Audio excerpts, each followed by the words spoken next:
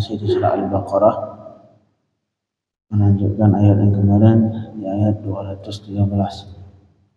Qala Allah Ta'ala, a'udzu billahi minasy syaithanir rajim. Bismillahirrahmanirrahim. Kana an-nasu ummatan wahidah fab'atha Allahu an-nabiyyina mubashshirina wa mundhirin wa anzala ma'ahumul kitaba bil haqq liyahkuma bainan nasi fima ikhtalafu fihi وما اختلف فيه إلا الذين أوتوه من بعد ما جاءتهم البينات بغيا بينهم فهدى الله الذين آمنوا لما اختلفوا فيه من الحق بإذنه والله يهدي من يشاء إلى صراط مستقيم.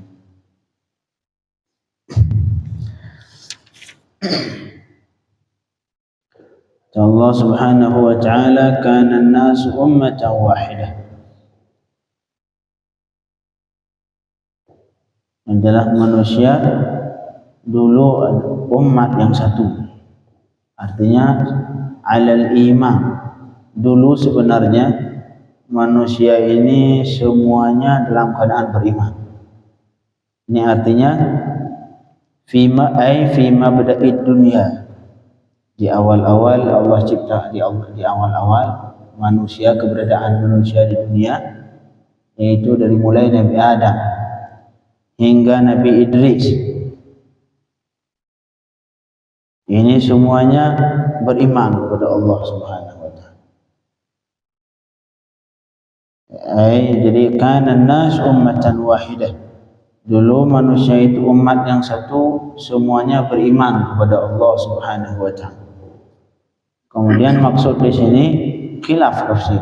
Sebagian mufassirin mengartikan artinya dulu itu yaitu di masa Nabi Adam sampai Nabi Idris. Nah, ini semua manusia saat itu semuanya beriman. Nah, dari mulai Nabi Adam sampai Nabi Idris. Sebagian ulama tafsir mengartikan dari mulai Nabi Adam sampai Nabi Nuh. Nah, dimulai Nabi Adam sampai keturunan-keturunannya sampai Nabi Nuh, itu semuanya beriman ke Allah Subhanahu wa ta'ala. Artinya wal ma'na annahum kanu 'alal haqqi wal ikhtilafa bainahum fi tilkal muddah. Maksudnya manusia saat itu semuanya beriman, semuanya dalam kebenaran, yang tidak terjadi perbedaan saat itu. Kalau sekarang banyak dari yang kafir muslim. Dulu di awal-awal Nabi Adam, semua manusia dalam keadaan beriman, tidak ada perbedaan sama sekali. Kana an-nasu ummatan wahidah, adalah manusia itu umat yang satu, artinya semuanya sepakat untuk beriman ke Allah Subhanahu wa ta'ala. Kemudian baru fakhtalafu, kemudian baru mereka khilaf bi an amana ba'dun wa kafara ba'dun. Sebagian beriman, sebagian lagi kufur.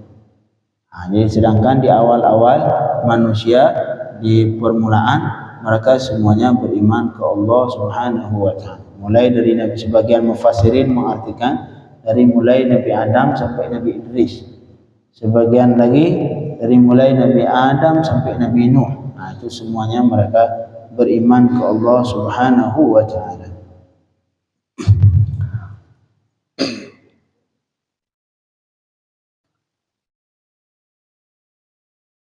Kapan mulai terjadi perpecahan umat Islam ini? Ada sebab muncul kufur. Nah, kalau misalkan ada pertanyaan, kapan muncul kafir di permukaan bumi Allah Subhanahu wa ta'ala? Semenjak di masa Nabi Nuh menurut sebagian mufassirin lain di masa Nabi Idris.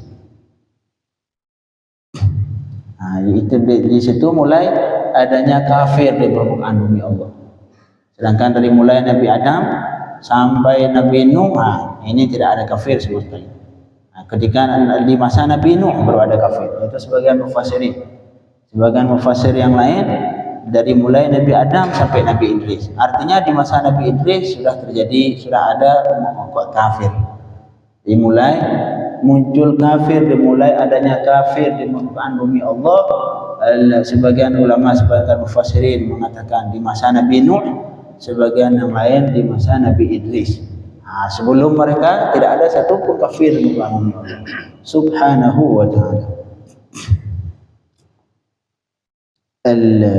Faba'atha Allahu an-nabiyyina mubasysyirin. Setelah adanya perpecahan dari mulai Nabi Nuh sampai Nabi ataupun Nabi Idris, faba'atha Allahu an-nabiyyin, maka kemudian Allah mengutus para nabi, mengutus kepada mereka kaum manusia, mubasysyirin wa mundzirin. Nabi bertugas dua. Yang pertama mubasysyirin. Cuma kalau ada pertanyaan, apa bedanya nabi dengan rasul? Kalau rasul pendapat yang kuat. Nabi artinya seseorang yang mendapatkan wahyu dari Allah. Nabi. Semua yang mendapatkan wahyu dari Allah Nabi. Yang pendapat jumhur mengatakan Nabi harus laki-laki, tak boleh perempuan. Boleh perempuan. Semua yang namanya Nabi, semuanya laki-laki, tak ada perempuan jadi Nabi. Walaupun ada sebagian ulama yang berpendapat boleh perempuan jadi Nabi. Dikisahkan seperti halnya Sayyidatuna Maryam. Sebagian ulama mengatakan beliau Nabi. Nabi. Begitu juga ibunya Sayyidina Musa. Wa auhayna ila ummi Musa. Ibunya Sayyidina Musa, sebagian ulama mengatakan Nabi. Tapi yang mu'tamad, yang kuat, tidak ada Nabi dari golongan perempuan. Nabi artinya manusia yang mendapatkan wahyu dari Allah Subhanahu wa ta'ala. Apakah beliau mendapatkan perintah untuk menyampaikan ke umatnya atau tidak? Di sini Nabi. Ini Nabi lebih umum. Sedangkan Rasul manusia yang mendapatkan wahyu, tetapi lebih khusus. Rasul di samping mendapatkan wahyu dan Allah memerintahkan untuk menyampaikan ke umat. Ini Rasul. Artinya semua Rasul pasti Nabi. Semua Rasul itu semuanya Nabi. Dan tidak semua Nabi Rasul. Ada sebagian Nabi yang bukan Rasul. Karena mereka mendapatkan wahyu dari Allah, tapi tidak diperintahkan untuk menyampaikan ke umat. Ini statusnya Nabi doang, bukan Rasul. Tapi semua Rasul pasti Nabi. Seperti Nabi Muhammad. Beliau Rasul iya, beliau juga Nabi. Nabi. Ada sebagian Nabi, sebagian yang disebutkan Nabi, bukan Rasul. Walaupun ada sebagian ulama yang lain mengatakan Nabi dan Rasul sama aja. Dua kata yang satu makna. Kalau bahasa Arab namanya muradif. Muradif artinya dua kata yang memiliki makna yang sama. Muradif. Nabi dan Rasul, dua kalimat, dua kata yang muradif. Artinya sama.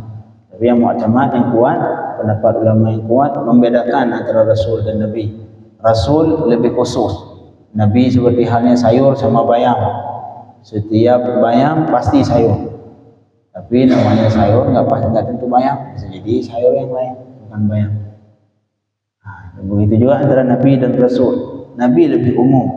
Semua yang mendapatkan wahyu dinamakan Nabi, baik diperintah untuk menyampaikan ke umat atau tidak. Sedangkan Rasul seseorang yang mendapatkan wahyu dan diperintahkan untuk menyampaikan ke umat. Ini wa fab'atha Allahu an-nabiyyin. Kemudian Allah setelah terjadi perpecahan, ada sebagian mukmin, sebagian kafir, mulai muncul kafir di mukaan bumi Allah. Itu terjadi, sebagian mufassirin mengatakan di masa Nabi Nuh, sebagian mufassirin mengatakan di masa Nabi Idris. Kemudian Allah mengutuskan para nabi kepada mereka manusia mubasysyirin.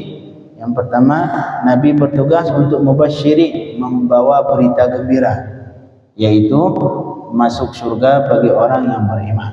Ini berita gembira.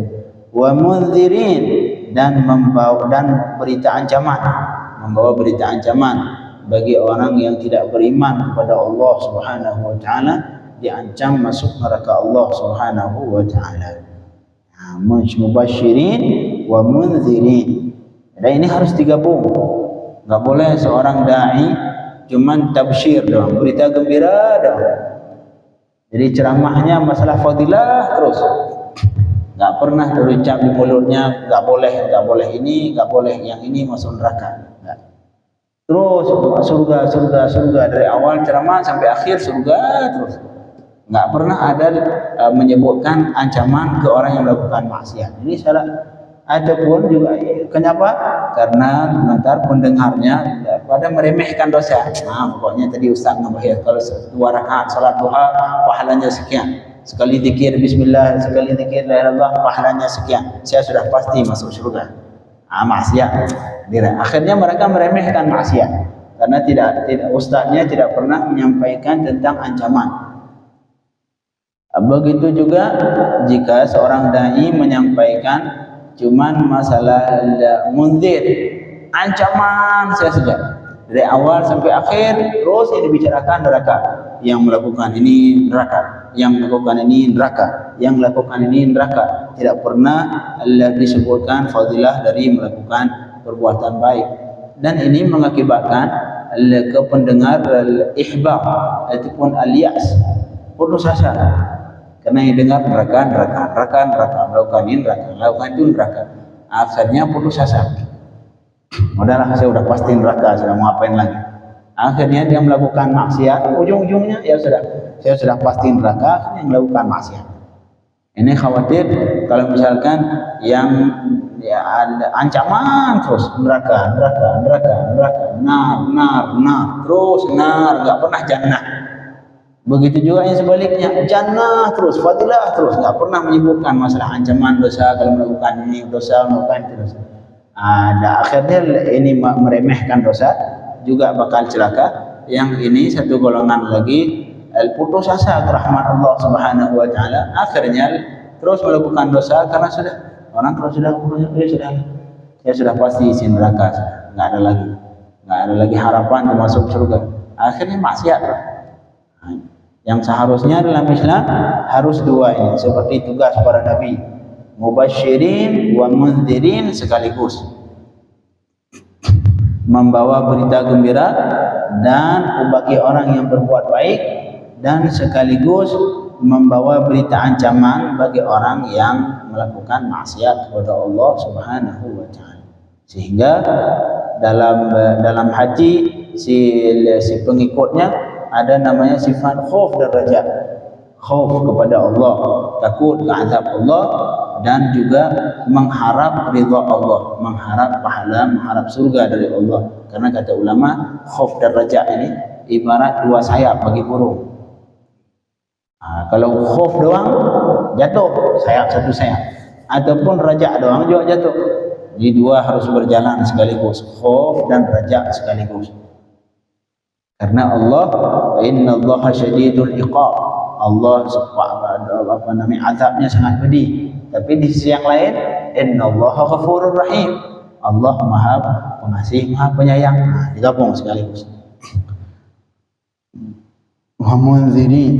Jadi inilah para nabi, membawa berita gembira dan juga membawa berita ancaman sekaligus dalam satu waktu. Ntar tergantung. Ya, kecuali bagi orang yang telah meninggal. Bagi yang mau meninggal, misalkan kita sudah sakit, sudah merasakan sakit yang harapan sembuh sudah nggak ada. Ini mau meninggal, artinya sakit yang kemungkinan besar meninggal. Ini bagi kita saat itu kata ulama lebih mengedepankan raja. Yang dalam pikiran kita harus selalu teringat bahwa Allah Maha Pengampun, Allah Maha Pengampun, Allah Maha Kasih, Allah Maha Kasih sayang. Jadi harus rajanya harus lebih besar. Sehingga al-dhan ke Allah semua dhan yang baik. Jadi semua maksiat yang pernah kita lakukan dengan ingat lagi sudah.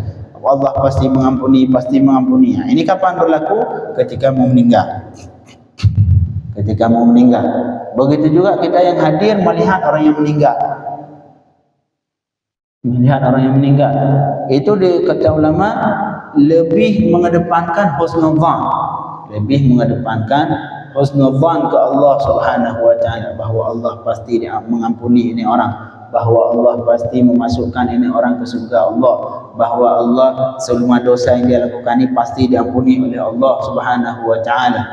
Jadi yang kita ingat bagi orang yang meninggal kebaikannya doang. misalkan ini orang pernah bersedekah, pernah ini, pernah itu, semua kebaikannya kita ingat, sehingga kita yang melihat ini timbul husnuzan ke Allah untuk dimasukkan dia ke surga Allah Subhanahu wa taala. Misalkan beliau pernah berzina, beliau pernah ini, tinggalkan itu semua. Jangan diingat lagi. Ini bagi orang yang mau meninggal. Jadi harus dikedepankan raja dibanding khauf. Sedangkan bagi ahli maksiat, kalau lagi maksiat lebih mengedepankan khauf. Misalkan kita pengen melakukan maksiat, pengen ke tempat maksiat, itu harus perkuatkan khaufnya. Artinya kalau saya lagi jalan tiba-tiba ditabrak mobil meninggal, kemana tempatnya? Jadi kita harus mengedepankan khauf, yang itu ntar bisa menahan dari melakukan maksiat. Harus dibarengi mubasysyirin wa mundzirin. Itu para rasul bertugas yang pertama, mereka membawa berita gembira bagi orang yang berbuat baik, wa mundzirin, dan membawa berita ancaman bagi orang yang kufur, bagi orang yang maksiat kepada Allah Subhanahu wa taala. Kemudian wa anzala ma'ahumul kitaba bil haqq, dan Allah menurunkan beserta para nabi akan kitab. Bil haqqi, menurunkan dengan hak. Tujuannya liyahkuma bainan nasi fi makhtalafu fi, supaya nabi menghukum antara manusia pada masalah yang mereka terjadi perbedaan. Di masalah terjadi perbedaan, ini halal haram ataupun ini dosa atau tidak, itu mereka menghukum dengan kitab yang diturunkan oleh Allah Subhanahu wa taala. Makanya tidak ada satupun perbuatan Rasulullah yang bertentangan dengan Al-Qur'an, dengan Al-Qur'an. Jadi Allah turunkan kitab bersama para rasul untuk dijadikan hakim, untuk dijadikan Al-Quran sebagai penentu hukum di masalah-masalah yang terjadi khilaf antara manusia. Ini baik atau tidak baik? Lihat Al-Quran. Sampai sekarang semua kita harus berpijak ke Al-Quran dan hadis. Tinggal nanti walaupun terjadi perbedaan kadang-kadang dalam memahami Al-Quran dan hadis, ada sedikit perbedaan, seperti halnya di zaman Rasul. Pernah suatu ketika di salah satu ketika mau berperang, Allah a'lam, lupa kisah. Kemudian kata Rasul, itu salat zuhur atau salat asar. Kata Rasul, ini jangan salat kalian nanti salat asar semuanya harus di rumah si fulan, orang kenika sampai di tempat fulan. Akhirnya sahabat saat itu jalan, tapi subhanallah di pertengahan jalan, baru di tengah-tengah jalan sudah di penghujung waktu salat. Ini kalau dilanjutkan perjalanan habis waktu. Baru saat itu sahabat khilaf. Sebagian sahabat memahami perkataan Rasul, jangan kalian salat kecuali kalian sudah sampai di sana. Sebagian sahabat memahaminya itu maksud Rasul kita disuruh jalan harus cepat. Artinya kita disuruh jalan, maksud Rasul, kita itu disuruh oleh Rasul untuk berjalan lebih cepat sehingga sebelum habis waktu salat di sana kita sudah sampai. Itu mereka memahami itu. Artinya mereka memahami maksud Rasul menyuruh sahabatnya berjalan lebih cepat sehingga mereka sudah sampai di tempat yang dituju sebelum habis waktu. Artinya apa? Ketika mereka belum nyampe waktunya sudah habis, ya sudah salat di jalan. Sebagian sahabat yang lain tidak memahaminya seperti nas langsung. Nas. Ini satu memahami tadi memakna ijtihad. Satu lagi memahami lewat nas. Apa nas Rasul? Jangan salat kecuali kalau saya sampai. Artinya mau habis waktu, mau di luar waktu, masih dalam waktu, pokoknya jangan salat kecuali sudah masuk di tempat yang dituju. Akhirnya sebagian sahabat salat di jalan yang dengan pemahaman yang pertama, Sebagian sahabat salat di tempat walau sudah di luar waktu. Baru kemudian mereka bertanya ke Rasul, ya Rasul, ini kita khilaf tadi di jalan. Sebagian dari kita melakukan ini, sebagian melakukan, dan dua-duanya memahami dari perkataan kau ya Rasulullah, cuman beda cara memahami. Dan semuanya diakui benar oleh Rasul. Nggak ada satupun yang dimarahi, kamu salah, kamu neraka, kamu surga. Nggak. Semua diakui benar. Dalam Islam itu ada hadis, siapa saja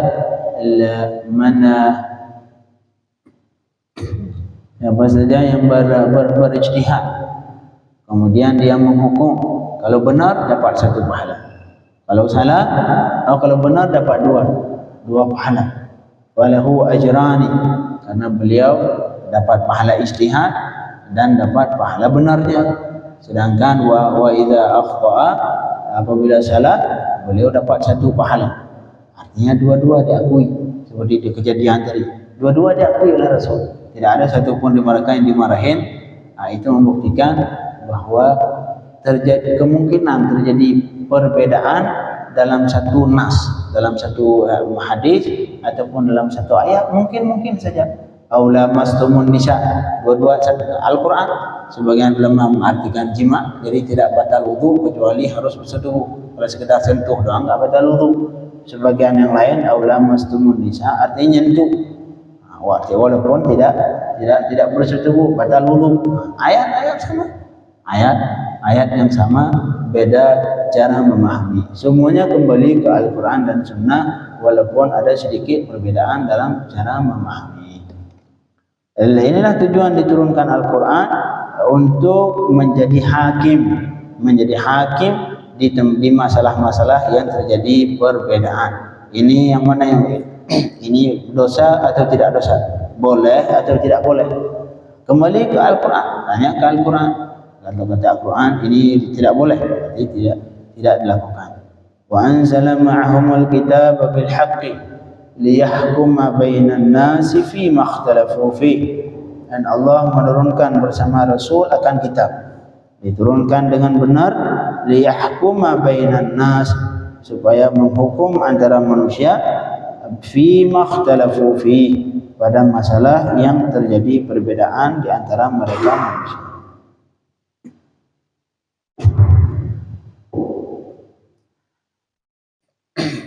Dalam masalah agama, ketika terjadi perbedaan, maka dihukum yang menjadi hakim adalah Al-Quran. Al-Quran yang menjadi hakim.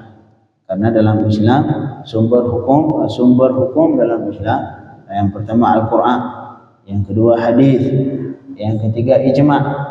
Ijma', kesepakatan ulama.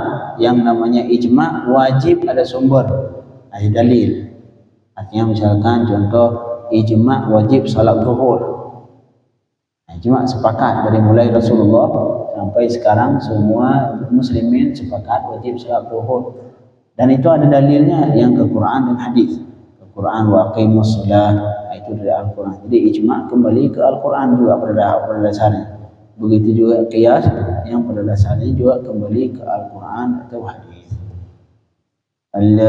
Liyahkuma bainan nasi fi ma ikhtalafu fi, supaya Al-Quran menjadi hakim ketika terjadi perbedaan antara manusia.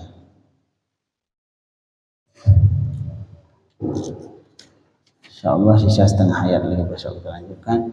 Allahumma faqihna fid din wa 'allimna at-ta'wil bi rahmatika ya arhamar rahimin. Sallallahu ala sayyidina Muhammadin wa alihi wasallam. Walhamdulillahi rabbil alamin.